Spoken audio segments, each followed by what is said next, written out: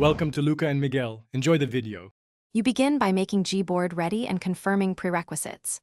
First, check Android version and free space because large emoji packs need storage. Next, open Google Play and update or install Gboard. Updates often add emoji sets. Once done, go to Settings, then Languages and Input, and enable Gboard as your keyboard. This ensures new emoji will appear. Make sure to grant any requested permissions. Without keyboard access and storage permission, Gboard cannot update or cache the new emoji assets. Now you update the emoji assets and adjust settings so new icons show. Open the Gboard app itself, navigate to Emoji, Stickers, GIF, or Themes, some updates live there. Download any available emoji packs and let them finish. This caches assets for offline use. If emoji remain absent, clear Gboard cache and app info, then restart the keyboard. This forces Gboard to reload resources.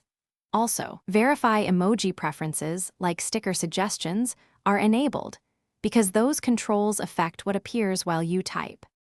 Finally, verify the update and troubleshoot if things go wrong. Open a chat app and insert multiple emojis to confirm new designs and skin tones appear. Test across apps because rendering varies. If emojis still look old, update Google System Web View and reboot. Some emoji rely on system rendering.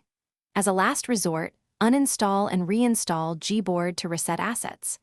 One key troubleshooting tip: toggle keyboards, clear the Gboard cache, and reboot the device. That sequence resolves most stubborn update glitches. Thanks for watching and please subscribe.